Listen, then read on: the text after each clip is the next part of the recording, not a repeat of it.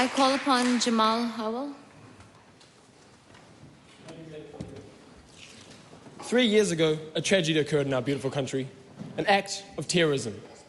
Terrorism against all of New Zealand, but most particularly, terrorism against my faith group at a time of prayer.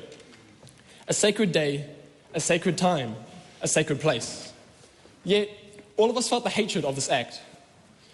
We had sheltered under the precious idea that we lived in a safe society, and in just one afternoon, all of that appeared lost to us.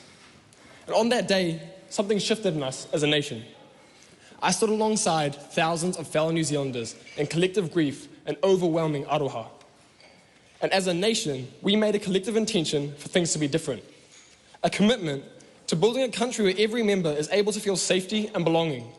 A commitment to aroha. 3 years on, and I want to ask all of us, including myself, a question. Have we upheld this commitment? I can personally reflect on many stories that I have heard or witnessed over the last 3 years that sadly remind us that discrimination and racism are still alive and well in our society. And at the heart of these stories lives fear and mistrust, something that festers and grows when we are fragmented and disconnected. In other words, when we don't know each other. When I first started at Rongasai College, I was introduced to one of the school's core values, the idea of brotherhood. And over the past 5 years, I've learned that brotherhood isn't something that just happens. It is something that is cultivated. Strengthening relationships, breaking down barriers, and building empathy and understanding. All of this requires intentional action.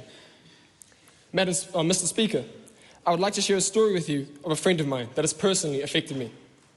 Many people would consider him a troublemaker, and for the longest time, I struggled to understand him. But one day, he told me his story. And as a child in his home country, he was taken from his family and forced to fight in a war. The things he witnessed left me absolutely shocked. And I would never have imagined that he had been through something so horrific, such a young age. And it completely shifted my perspective of him as a person. When I sought his permission to share the story, he requested that I also share this message. Never judge another person, because you don't know where they've come from, or how hurt they've got to get to this point. The only thing you can know for sure is to be grateful for what you have. Mr. Speaker, I acknowledge the positive changes that have come since that tragic day. Changes to firearm laws and the Royal Commission recommendations starting to unfold. And I believe it is possible for New Zealand to lead the way when it comes to diversity and inclusion. If there's one thing that you take from my message today, let it be this. As one person, you cannot change the world, but you can change the world of one person. To truly embody aroha in our everyday actions, it takes courage. It requires every one of us to take a breath and look inward, to examine our own prejudices and biases, and how we choose to transcend them. Thank you, Mr. Speaker.